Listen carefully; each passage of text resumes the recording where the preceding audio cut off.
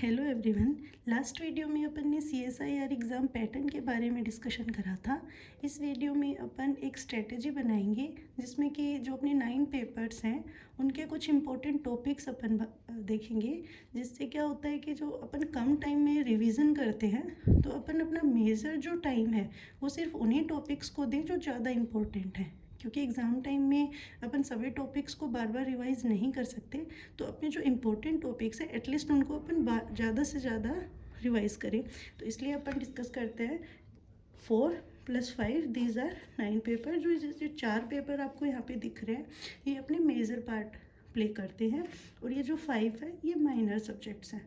तो last video में मैंने बताया था कि आप एक स्ट्रेटजी बना सकते हो कि एक मेजर और एक माइनर सब्जेक्ट ले सकते हो, या फिर किसी को अगर इजी लगता है कि सिर्फ मेजर सब्जेक्ट्स ही मुझसे अकेले हो सकते हैं तो आप एक मेजर सब्जेक्ट पहले ख़त्म कर लो, then second, then third, then fourth. Okay, so first of all अपन बात करते हैं मैथमेटिकल फिजिक्स की, जिसमें आप क्वेश्चन पेपर में 8 to 9 क्वेश्चंस देखते हैं। तो ऑलमोस्ट 30 to 40 मार्क्स का आता है। इसमें वेक्टर अलजेब्रा हो गया, इसकी प्रॉपर्टीज़ हो गई, मैट्रिक्स में आइगन वैल्यूज़ निकालना इंपॉर्टेंट है।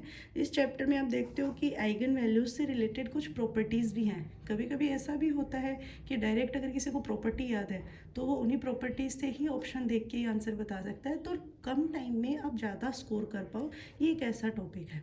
नेक्स्ट है डिराक डेल्टा से वैसे डायरेक्ट कोई क्वेश्चन नहीं आता है, बट इसकी जो प्रॉपर्टीज़ हैं वो कहीं ना कहीं किसी और सब्जेक्ट में या किसी और क्वेश्चन में अपन यूज़ कर सकते हैं।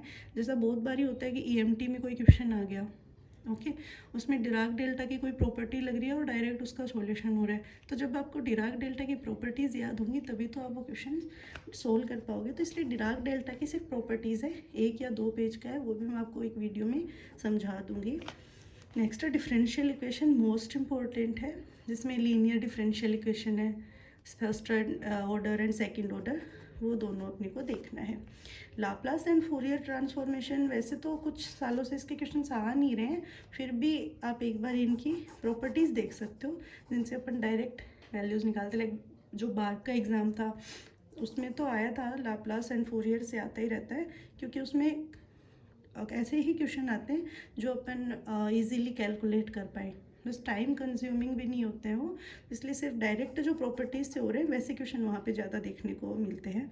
तो Laplace and Fourier CSIR exam के हिसाब से मुझे बहुत लो लेवल का लगता है, बट ओवरऑल आप इसे देख सकते हो इसमें। लेकिन फोरियर सीरीज़ आपको ज़रूर देखनी है।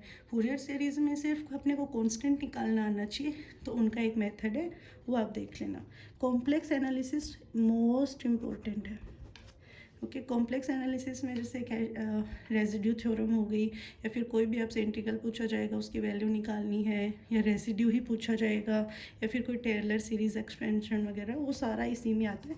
तो कॉम्प्लेक्स एनालिसिस तो मोस्ट इंपॉर्टेंट पार्ट है इस मैथमेटिकल फिजिक्स का। नेक्स्ट है एनी बेसिकली C सेक्शन या C पार्ट आप कह लो। C पार्ट में जो 5 मार्क्स वाले क्वेश्चन आते हैं उसी में NA के क्वेश्चन आते हैं। आज तक कभी ऐसा हुआ नहीं कि B पार्ट में NA से क्वेश्चन आया हो, बट आप देख सकते हो किसी का NA मतलब इसमें आता है लाइक सिम्पसन 1/3 रूल, ट्रेपिजोइडल रूल, वो सारे अगर BSc सेकेंड ईयर मैथमेटिक्स में आपने पढ़े हैं, किसी का वो पोर्शन स्ट्रॉन्ग है जो ज़्यादा जल्दी कैलकुलेशन कर सकता है वो NA को कर सकता है। टेंसर ये आप स्किप कर सकते हो, प्रोबेबिलिटी इंपॉर्टेंट है। ओके, ग्रुप आई भी बेसिक टॉपिक्स हैं। तो इसमें मोस्ट इंपॉर्टेंट जो टॉपिक मुझे लगे वो थे वेक्टर अलजेब्रा की कुछ प्रॉपर्टीज़, मैट्रिक्स से आइगन वैल्यूज़ निकालना, डिराक डेल्टा की properties, linear differential equation of first and second order, Fourier series, complex analysis and probability. Okay, next is quantum mechanics. Quantum mechanics में भी सेम 35 to 40 मार्क्स का weightage होता है।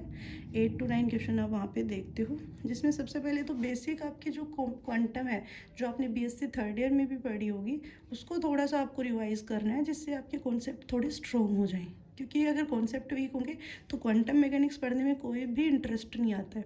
तो सबसे पहले आप अपना नॉर्मली जब भी आप फ्री हों तो फाइनल ईयर की क्वांटम मैकेनिक्स पढ़ सकते हो, उसमें कुछ भी नहीं है, बेसिक आपके जो कॉन्सेप्ट्स हैं उनका रिवीजन हो जाएगा, तो आपको थोड़ा सा इंटरेस्ट बिल्ड हो जाएगा क्वांटम मैकेनिक्स में। तो इसमें आपके कुछ टॉपिक्स है like unitary transformation, harmonic oscillator जिसमें लैडर ऑपरेटर आते हैं, ये तो इम्पोर्टेंट टॉपिक है, अभी जस्ट 2024 में भी इससे क्वेश्चन आया था लैडर ऑपरेटर से। तो harmonic oscillator most important topic है।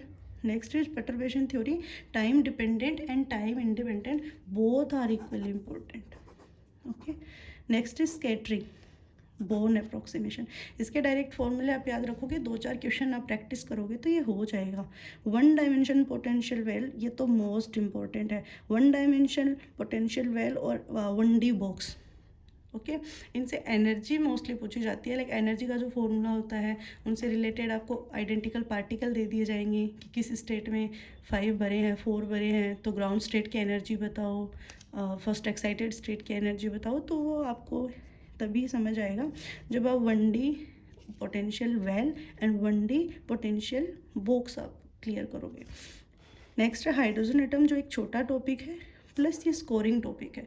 हाइड्रोजन एटम में आपके एक्सपेक्टेशन वैल्यू निकालना, स्टेट की वैल्यूज़ निकालना, कूलाम इंटरेक्शन डिजनरेशन निकालना, तो बहुत ही छोटे छोटे माइनर से टॉपिक हैं, वो आप इजीली कर सकते हो। तो क्वांटम मैकेनिक्स वैसे तो बहुत लेंथी पेपर है, बड़ा पेपर है, उसमें जिसके कॉन्सेप्ट अच्छे हैं वो जल्दी क्वेश्चंस कर सकता है। एक्सपेक्टेशन वैल्यू निकालनी हो गई, प्रोबेबिलिटी निकालना। ओके, तो वो सब चीज़ें हैं वो तो अपने बेसिक में पढ़ेंगे। और यहाँ पे एक चीज़ याद रखनी है कि जो हार्मोनिक ऑसिलेटर है उसमें एनिसोट्रोपिक हो गया, आइसोट्रोपिक हो गया, वो सभी टाइप्स आपको करने ही हैं, क्योंकि हार्मोनिक ऑसिलेटर खुद में एक बहुत अच्छा और इंटरेस्टिंग टॉपिक है। नेक्स्ट है अपना EMT, third paper is EMT, जिसके आप 6 से 7 क्वेश्चन देखते हो एग्ज़ाम पेपर में, जिसमें आपके जो बेसिक इलेक्ट्रोस्टैटिक है, लाइक इलेक्ट्रिक फ्लक्स कैसे निकालते हैं, इलेक्ट्रिक फील्ड भी आपको पता होना चाहिए, पोटेंशियल का फॉर्मूला हुआ, ये सब आपको पता होगा, तभी आप गोस लॉ अप्लाई करके डिफरेंट प्रॉब्लम्स से आप इलेक्ट्रिक फील्ड एंड पोटेंशियल निकाल पाओगे। डिफरेंट प्रॉब्लम्स आपको बहुत सारी दी जा सकती हैं, जैसे कि स्फेरिकल शेल दे दिया, कोई सिलेंड्रिकल प्रॉब्लम दे दी। ओके, तो उनमें आपको इलेक्ट्रिक फ्लक्स निकालना, इलेक्ट्रिक फील्ड निकालना, पोटेंशियल निकालना, वो सब आना चाहिए। Next important topic multiple expansion. Multiple expansion है, इससे आप अपना स्केलर पोटेंशियल निकालते हैं, इलेक्ट्रिक फील्ड निकालते हैं, डाइपोल निकालते हैं। Next is polarization, electrostatic energy, simple सिर्फ एनर्जी के फॉर्मूले वगैरह आपको याद रखने हैं। Next is bio savart law and ampere's law, ये अपना मैग्नेटोस्टेट आ गया है अब, तो इसमें आपको बायो सावर्ट लॉ का फॉर्मूला है, उससे रिलेटेड 1-2 आपको प्रॉब्लम्स देखनी है। एम्पियर्स लॉ में भी सेम है कि सर्कुलर लूप है, उसके सेंटर पे बताना है, on the axis of centre बताना है, तो वो आप छोटे छोटे टॉपिक्स है वो देख सकते हो। नेक्स्ट है इलेक्ट्रोमैग्नेटिक इंडक्शन, ठीक है, तो ये भी आपको लाइक 4 to 5 पेजेस का टॉपिक होगा और जल्दी हो जाएगा। मैक्सवेल इक्वेशन मोस्ट इम्पॉर्टेंट है, उसकी डिफरेंशियल फॉर्म, इंटीग्रल फॉर्म, वो सभी आपको देखनी है। Next is EM wave. EM waves जो हैं वो डिफरेंट मीडियम में कैसे प्रोपगेट करेंगी, उनके डेरिवेशन है सीधे, तो मैथमेटिक्स है पूरा का पूरा, इसमें कोई भी बेसिक ऐसा कोई कॉन्सेप्ट नहीं है, बट EM वेव्स के आपको चारों इक्वेशन लगा के मैक्सवेल की इक्वेशंस, फिर डिफरेंट मीडियम्स के लिए आप अलग अलग वैल्यूज़ लेते हैं करंट डेंसिटी वगैरह की, तो वो EM वेव्स में आपको करना है। Next is wave guide.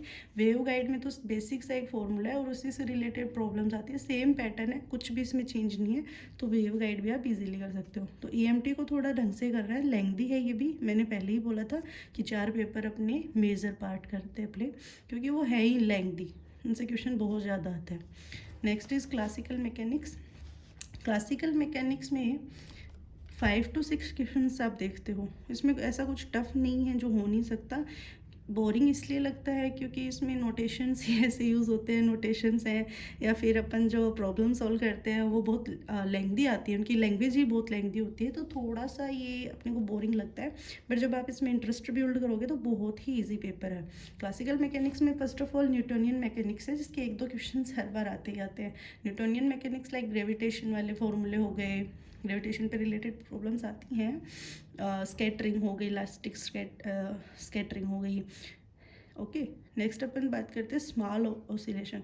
Small oscillation में आपकी फ्रिक्वेंसी पूछी जा सकती है, आपसे स्टेबल अनस्टेबल पॉइंट्स पूछे जा सकते हैं, पोटेंशियल गिवन होगा और आपको स्टेबल अनस्टेबल पॉइंट्स पूछे जाएंगे। Next is Hamiltonian and Lagrangian. तो ये वाइज वर्सा है, हैमिल्टोनियन देख के लैग्रांजियन भी पूछा जा सकता है, लैग्रांजियन देख के हैमिल्टोनियन भी पूछा जा सकता है। तो आपको दोनों का ही ट्रांसफॉर्म आना चाहिए। नेक्स्ट इज फेज ट्रेजेक्ट्री, छोटा सा टॉपिक है, इजीली हो पाएगा। ड्रॉ करना है आपको फेज ट्रेजेक्ट्री, उसके लिए 2-4 बेसिक अपने रूल हैं वो आपको याद रखने हैं। Next is canonical transformation. इस बार भी 2023 का जो अपना दिसंबर वाला अटैम्प्ट था, इसमें कैनोनिकल ट्रांसफॉर्मेशन से क्वेश्चन आया था 5 मार्क्स का, तो ये इंपॉर्टेंट टॉपिक है आपके लिए। Next is STR, special theory of relativity. इसमें आपको लाइक आपने पढ़ा होगा लॉरेंस ट्रांसफॉर्मेशन होता है एक्स डैश वाई डैश, तो एक अपनी कोऑर्डिनेट सिस्टम से दूसरे में अपने कैसे ट्रांसफॉर्म करेंगे, वेलोसिटी को, पोजीशन को, मोमेंटम को, वो सब आपको आना चाहिए। और डायरेक्ट आप अगर क्वेश्चन की लैंग्वेज समझ गए तो फॉर्मूले रख के आप डायरेक्ट कर सकते हो, ईजी है। नेक्स्ट इज पॉइजन ब्रैकेट, ये तो बहुत ही आसान टॉपिक है, इससे भी एक आधा क्वेश्चन कभी कभी आ जाता है। तो ये सब क्लासिकल के इंपॉर्टेंट टॉपिक हैं। नेक्स्ट अपन बात करते हैं इलेक्ट्रॉनिक्स। इलेक्ट्रॉनिक्स में 4 से 5 क्वेश्चन आप देखते हैं पेपर में, तो इसमें क्या है कि 4-5 ही टॉपिक्स हैं, जैसे ओपैम हो गया, डायोड है, ट्रांजिस्टर है, इनको ही आपस में मिक्स करके हर बार क्वेश्चन बना दिया जाता है। ओपैम तो बेसिकली अकेला भी आ जाता है कभी कभी, बट डायोड ट्रांजिस्टर बहुत ज़्यादा चांस है कि ये दोनों मिक्स होके एक प्रॉब्लम बनाते हैं। ओपैम में लाइक क्लिपर क्लैम्पर हो गया, इनकी जो एप्लीकेशंस है ना वो इम्पोर्टेंट है, तो उन पर आपको अच्छे से ध्यान देना है। डायोड और ट्रांजिस्टर के बेसिक कॉन्सेप्ट्स आप क्लियर करें, आप उसमें जो लॉज लगते हो पूरे अच्छे से फॉलो करेंगे, तब आप क्वेश्चंस को समझ पाएंगे। अगर डायरेक्ट आप क्वेश्चंस अटैम्प्ट करने लग गए तो आपसे नहीं हो पाएगा, क्योंकि वहाँ पे मिक्सअप है इन डायोड एंड ट्रांजिस्टर्स का। नेक्स्ट है सेमीकंडक्टर, जो पहले भी अपना पढ़ा हुआ होता है, ग्रेजुएशन में अपन ने पढ़ा है, उसी को थोड़ा सा और मॉडिफाई किया है। आपको ग्राफ्स अच्छे से समझने हैं, फॉर्मूले अच्छे से याद रखने पड़ेंगे वहाँ पे। And last is digital electronics. Digital electronics बहुत ही इंटरेस्टिंग और बहुत ही ईजी है। इसमें आपके फ्लिप फ्लॉप हो गया, काउंटर हो गया, डिकोडर हो गया, ये सब आपको याद रखने। और गेट्स, तो गेट्स तो अपन 12th क्लास से ही पढ़ते आ रहे हैं इलेक्ट्रॉनिक्स में, वही हैं, थोड़े से उनके रूल्स और वो सब आप याद रखोगे। के मैप है, के मैप से आप वैल्यूज़ निकालते हैं, मीन टर्म, मैक्स टर्म, वो सब आपको देखने हैं। तो इलेक्ट्रॉनिक्स एक छोटा पेपर है, तो इनमें 3-4 टॉपिक ही आपको देखने हैं, ओपैम, डायोड, ट्रांजिस्टर, ये मिक्सअप हो जाते हैं, semiconductor and digital electronics. Next है अपना सॉलिड स्टेट। तो सॉलिड स्टेट में आपको ध्यान रखना है कि थ्योरेटिकल पेपर है जो आपने फाइनल ईयर में भी पढ़ा होगा। तो फाइनल ईयर में अपन क्रिस्टल स्ट्रक्चर पढ़ चुके होते हैं, लाइक रेसिप्रोकल लैटिस हो गया, प्रिमिटिव सेल हो गया, तो वो सब अपने को एक बार फिर रिवाइज कर लेना है। आप चाहो तो फाइनल ईयर की बुक से भी कर सकते हो, और बेसिकली आप किसी कोचिंग के नोट्स भी फॉलो कर सकते हो, खुद भी नोट्स प्रिपेयर कर सकते हो। तो वो थ्योरेटिकल जो पार्ट है वो आप अपना क्लियर करें। देन ब्रैग्स लॉ इम्पोर्टेंट है, मोस्ट इम्पोर्टेंट है। ब्रैग्स लॉ से क्वेश्चंस आप जितने ज़्यादा ट्राई करो कर सकते हो, ये हर बार आता ही आता है। स्पेसिफिक हीट हो गई, होल इफेक्ट, इसमें आपको होल कोफिशिएंट का जो फॉर्मूला है वो याद रखना है, सुपर कंडक्टिविटी, सेमीकंडक्टर्स और इफेक्टिव मास।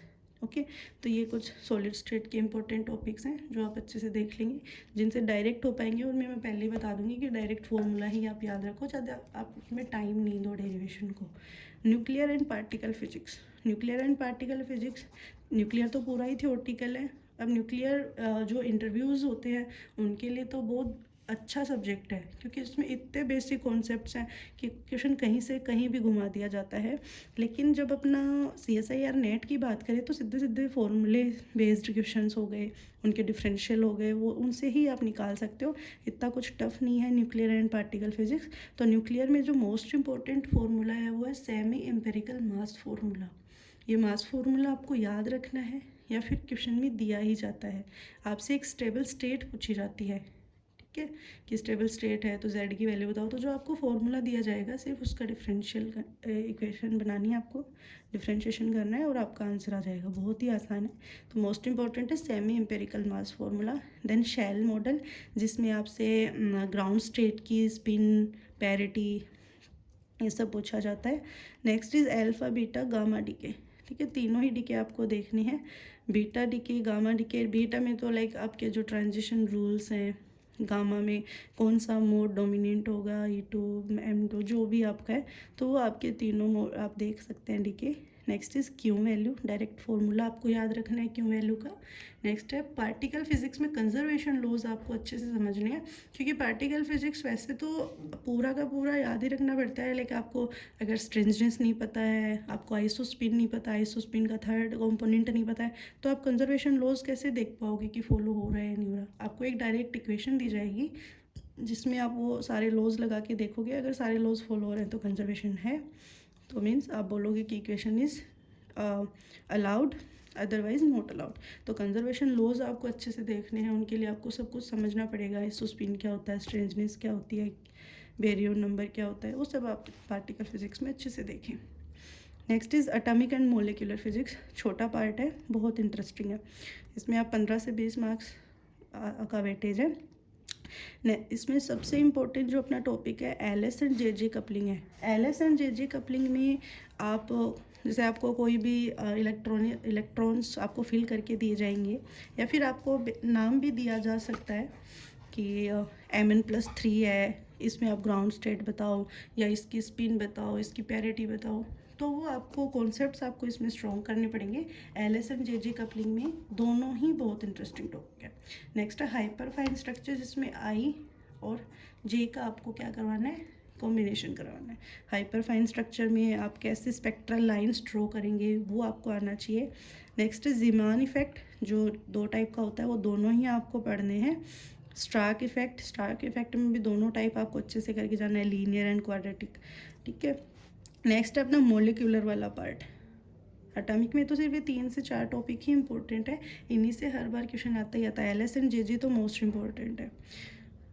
मोलिकुलर में rotational, vibrational and Raman spectra, ये तीनों ही स्पेक्ट्रा आपको ढंग से देखने हैं। इनमें स्पेक्ट्रल लाइंस की विड्थ वगैरह से भी बेसिक क्वेश्चन आ जाता है, ठीक है। तो स्पेक्ट्रल लाइन की विड्स कैसे निकालोगे, आप स्पेक्ट्रल लाइन ड्रॉ कैसे करोगे, वो सब चीज़ें आपकी क्लियर होनी चाहिए। रमन स्पेक्ट्रा में आप जो ट्रांजिशन रूल्स लेते हो वो आपको याद होने चाहिए। तो बहुत छोटे छोटे माइनर से क्वेश्चन बनते हैं इनमें। नेक्स्ट है लेज़र, और लास्ट है ये इसका मोलिकुलर का टॉपिक। लेज़र में आइंस्टीन कोफिशिएंट जो अपन ने फाइनल ईयर में भी पढ़े होते हैं, सिर्फ उन्हीं को एक बार और रिवाइज करना है, ठीक है। लास्ट अपना पेपर है thermo and statistical mechanics. Thermo में कम क्वेश्चन आते हैं, लाइक 1-2 क्वेश्चन आ गए तो आ गए, वरना स्टैटिस्टिकल मैकेनिक्स है वही सबसे ज़्यादा स्कोरिंग है इसमें। तो 9th पेपर में 25 से 30 मार्क्स का इसका वेटेज है। थर्मो में आप कार्नोट साइकिल देख सकते हो। कार्नोट साइकिल में जैसे अपने एडियाबेटिक एक्सपेंशन हो गया, वो सब अच्छे से समझने हैं, बेसिक चीज़ें। थर्मोडाइनमिक वेरिएबल, इससे डायरेक्ट क्वेश्चन आता है, तो सिर्फ 5 से 10 मिनट का टॉपिक है, आप जल्दी से जल्दी इसको करें। और इसमें सिर्फ आप ऑप्शन देख के ही समझ जाओगे, क्योंकि अगर आपके कॉन्सेप्ट क्लियर हैं तो ऑप्शन से ही आप टिक कर दोगे, आपको कैलकुलेशन भी नहीं करनी पड़ेगी वहाँ पे। नेक्स्ट अपना है स्टैटिस्टिकल मैकेनिक्स के पोर्शन, ये जो सबको बताइए। कैनोनिकल एंसेंबल मोस्ट इंपॉर्टेंट होता है। इसमें आपको जो स्टेट्स दी जाएंगी उनमें पार्टिकल्स फिल करके दिए जाएंगे कि 3 एनर्जी स्टेट्स हैं, तो पार्टीशन फंक्शन बताओ या फिर प्रोबेबिलिटी बताओ या एनर्जी की एक्सपेक्टेशन वैल्यू बताओ। तो ये तीनों चीज़ें आपको अच्छे से निकालनी आनी चाहिए। पार्टीशन फंक्शन का फॉर्मूला, प्रोबेबिलिटी और एनर्जी की एक्सपेक्टेशन वैल्यू। नेक्स्ट है classical ideal gas, Bose and Fermi, ये भी आप ढंग से देखें, क्योंकि स्टैटिकल मैकेनिक्स जो है स्टैटिस्टिकल, वही अपने इसमें सबसे ज़्यादा मार्क्स अपने को प्रोवाइड करवाती है। तो मैक्सवेल, बोल्ट्जमैन, स्टैटिस्टिक और फर्मी, वो सब आपको अच्छे से देखने हैं। उनकी जो अपनी स्टेट्स निकालते थे कि इसमें कितनी स्टेट्स बनेंगी, वो सब आपको थोड़ी अच्छे से देखनी है।